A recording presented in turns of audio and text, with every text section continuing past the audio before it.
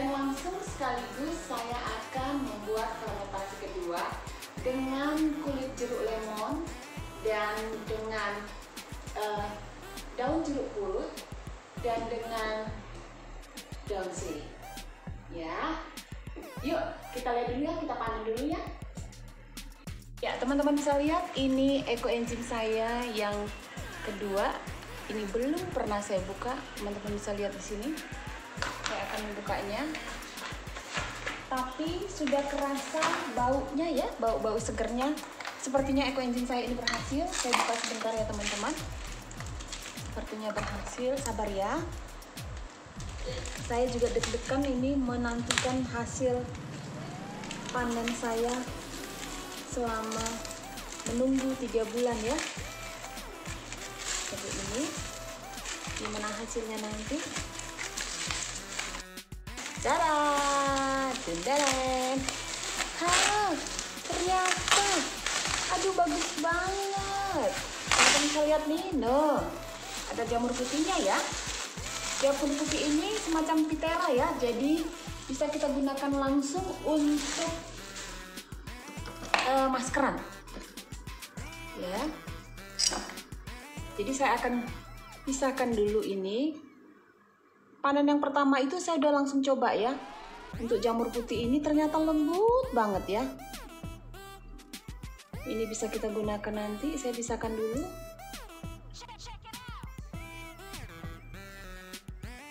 Ini ada daun sirih, ada daun jeruk, ada jeruk limau. Ya, ini dia.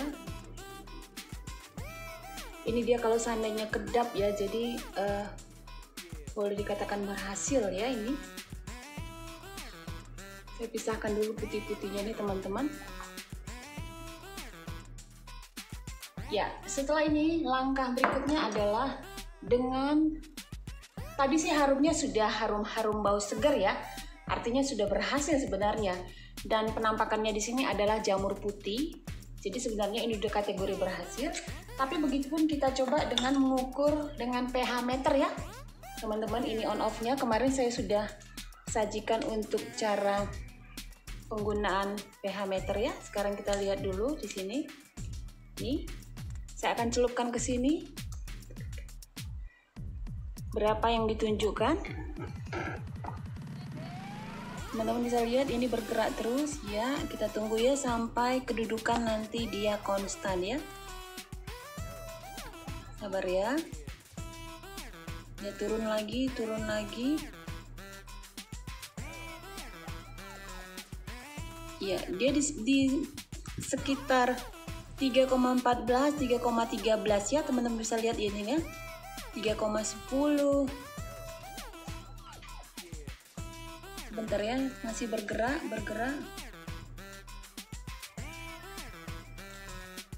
Sabar.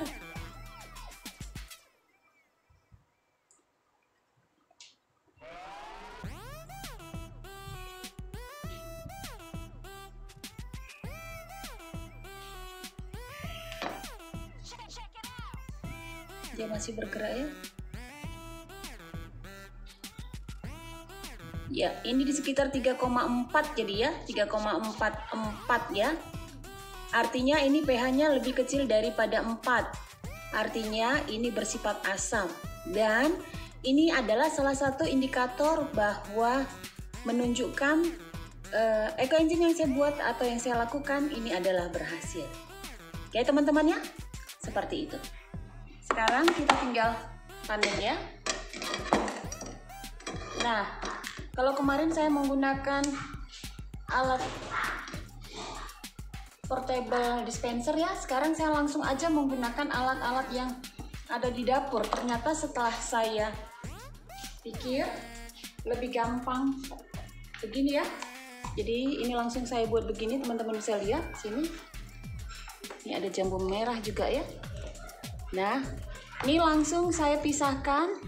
Jadi BO-nya ini langsung saya pisahkan. Jadi teman-teman, ini saya ada satu wadah khusus untuk BO ya di sini. Jadi BO ini saya kumpulkan semua. Nanti ketika saya butuhkan baru saya ambil ya. Jadi nggak apa-apa teman-teman kalau BO-nya ini diletakkan di dalam satu wadah, kemudian wadahnya ini kita tutup rapat kedap, nggak masalah ya. Dan ketika kita butuh, seperti tempo hari saya sudah terangkan bahwa bisa untuk kompos ya, jadi mempercepat proses pembusukan pada pembuatan kompos. Boleh kita buat sebagai luluran, boleh kita buat sebagai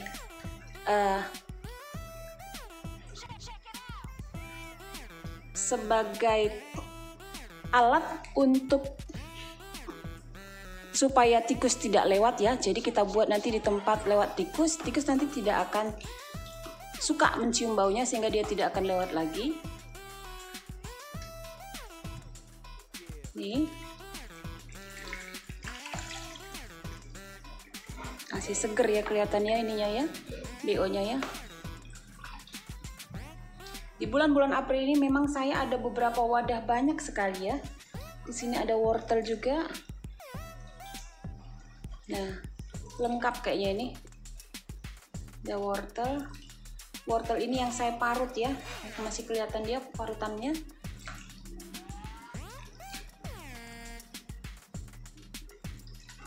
Nah, kelebihan daripada wadah gede, kita panennya lebih gampang ya.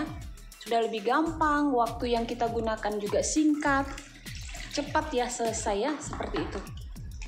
Nah, ini dia. Teman-teman bisa lihat nih.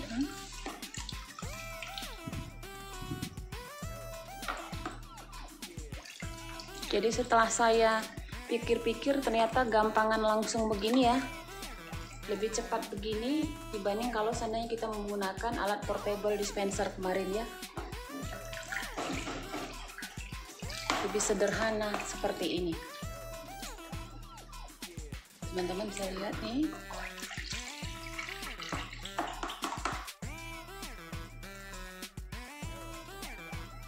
Udah deh, kalau seandainya udah begini, udah gampang ya. Saya tinggal menyaringnya dan memindahkan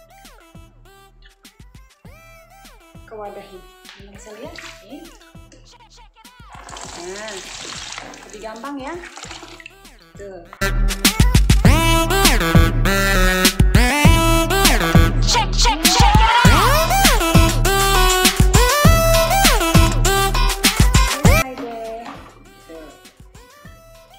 Ya, saya langsung buat fermentasi kedua. Yuk kita lihat fermentasi kedua ya. Oke, teman-teman bisa lihat di sini berat daripada larutan ekoenzim yang saya gunakan adalah 456 di sini ya, sekitar 450-an. Jadi volume wadah ini adalah sebesar 600 gram, saya sudah timbang. Jadi 600 gram, saya pengen nanti larutan ekoenzimnya 75%-nya itu adalah 450 gram. Kenapa 75? Nah, di modul ekoenzim Nusantara itu kan 8:1 ya. Jadi 8 untuk larutan ekoenzim, satunya untuk bahan organik fermentasi keduanya, dan satu lagi adalah udara kosong di sini. Tapi saya pengen aromanya nanti fermentasi kedua ini lebih menyengat ya. Sebenarnya rumus 8:1 itu adalah minimal. Jadi bahan organik untuk fermentasi kedua itu minimal 1. Jadi boleh lebih ya. Jadi saya menggunakan di sini 15%-nya bahan organik untuk fermentasi kedua dan 75%-nya di sini larutan ekoenzim, dan nanti di sini 10%-nya adalah udara kosong untuk ruang daripada fermentasi kedua ini. Ya, itulah alasannya saya buat kenapa di sini 75% ya, saya kurangi, yang seharusnya 80% saya buat 75%. Saya lebihkan di bahan organik fermentasi keduanya karena saya pengen harumnya itu lebih tajam seperti itu ya. Nah, setelah ini saya membuat 3 fermentasi di sini, fermentasi 2. Setelah ini ya sudah, saya tinggal memasukkan. Jadi 15% kali 6, 15 kali 6 itu sekitar 90 gram ya. Jadi 90 gram. Nanti di sini kulit jeruk lemonnya ya. Ini sebagai aromaterapinya, aromanya, menambah aromanya. Ini saya sudah hitung ya teman-teman ya. Saya sudah timbang di sini. Jadi pertama di sini saya menggunakan kulit jeruk lemon ya. Ini 90 gram untuk menambah aroma daripada larutan ekoenzim tersebut. Teman-teman bisa lihat di sini saya campur dengan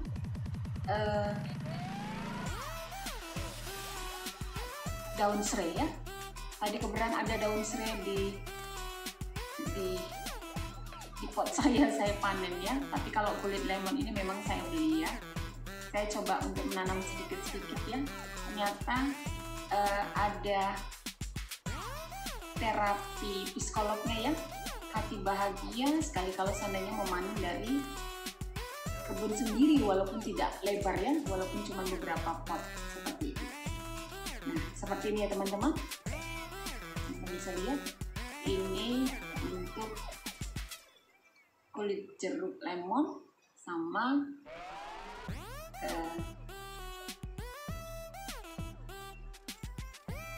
daun serai ya, batang serai, maaf, bukan daun serai, batang serai ya.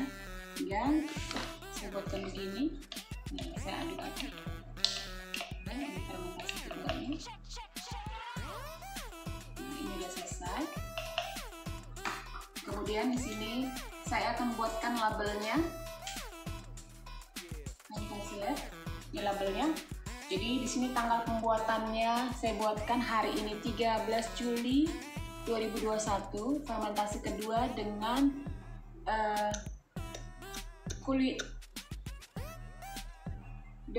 fermentasi kedua di sini dengan, sebentar ya, ini tadi jeruk lemon, jadi salah postingnya. Di sini dengan jeruk lemon tambah batang serai ya. Dan di sini saya juga membuatkan ekoenzim, bahan pembentukan ekoenzimnya ya, supaya saya nanti nggak keliru.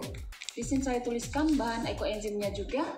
Teman-teman bisa lihat di sini bahannya ada daun sirih, kemudian kulit jeruk manis, kulit pisang. Saya tuliskan seperti ini. Biar nanti kalau saya perlu, ini bahan apa saja sih yang terbentuk di dalam, yang membentuknya. Nah, saya tuliskan sini. Ya. Demikian untuk selanjutnya saya gunakan kulit jeruk purut. Teman-teman, saya udah hitung juga ya. Kulit jeruk purutnya juga ini punya tetangga ya. Saya ambilkan. Saya campurkan sedikit dengan kulit lemon karena tadi timbangannya kurang ya. Jadi supaya pas, saya tambahkan kulit jeruk lemon. Jadi ini kulit jeruk lemon plus daun jeruk purut ya. Memang kalau wadah kecil kerepotannya dalam hal memasukkan bahan organik ya, agak sulit kita memasukkan dan juga membutuhkan waktu yang lama ya, seperti itu. Tapi nggak apa-apa ya, kita memanfaatkan wadah yang ada. Saya akan coba untuk pakai ini ya, apakah lebih cepat? Coba teman-temannya lebih cepat gak ya? Wah, kenapa lebih cepat teman-teman? Saya pakai begini aja deh. Jadi nggak pegel ya, cuma nyempil-nyempil begini. Lambat ya? Kata sutradara saya lambat. Sutradara saya, anak saya Pedro. Katanya mami pakai tangan aja. Ya sudah, saya pakai tangan deh. Nah, untuk kulit jeruk purut ini kelihatan agak lebih banyak karena memang dia kan agak ringan ya, seperti itu. Nah, saya akan masukkan begini. Nah, teman-teman nanti boleh berimprovisasi ya dalam hal membuat fermentasi F2 ini, berapa banyak ya, boleh ya, karena selera kita kan beda-beda. Saya pengen baunya itu kerasa banget, jadi saya agak banyakin ya. 15%. Yang seharusnya di modul ekoenzim itu 10%. Ya, nggak apa-apa. Teman-teman mau buat 80% boleh.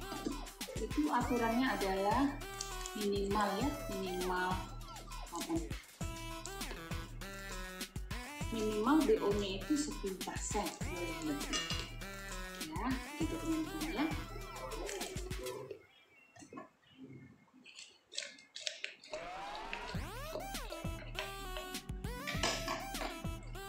Karena terlalu ringan daun jeruk purut ini sehingga kelihatan lebih banyak ya, seperti itu.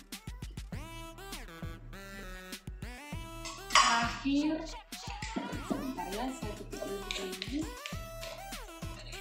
Terus saya buatkan labelnya. Ini labelnya saya tutup. Buatkan labelnya tanggal 13 Juli, fermentasi kedua daun jeruk purut, dan bahan ekoenzim yang membentuknya juga saya tuliskan di sini ya. Nah, kemudian yang ketiga adalah dengan menggunakan daun sirih seperti ini. Jadi ada bau daun sirih nanti, ada bau kulit jeruk purut dan jeruk purut, ada kulit lemon ya. Ini juga beratnya tadi kurang sehingga saya tambahin kulit lemonnya karena kulit lemonnya agak banyak ya. Jadi selesai deh teman-teman. Tinggal saya menutupnya.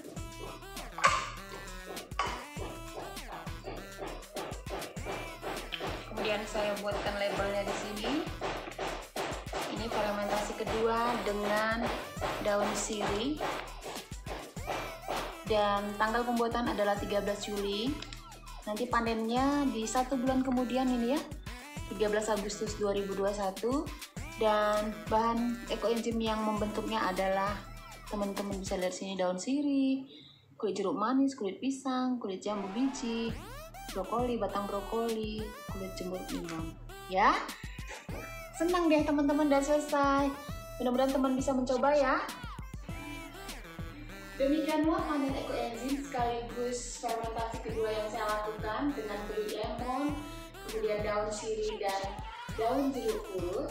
Dan jika teman-teman ada yang ingin menanyakan sesuatu atau ada yang kurang jelas, boleh tulis komentar di kolom komentar di YouTube channel saya ini. Saya akan membalasnya. Terima kasih karena sudah menyaksikan, dan saya ingatkan jangan lupa subscribe, like, and share ya. Terima kasih. Salam ekoenzim.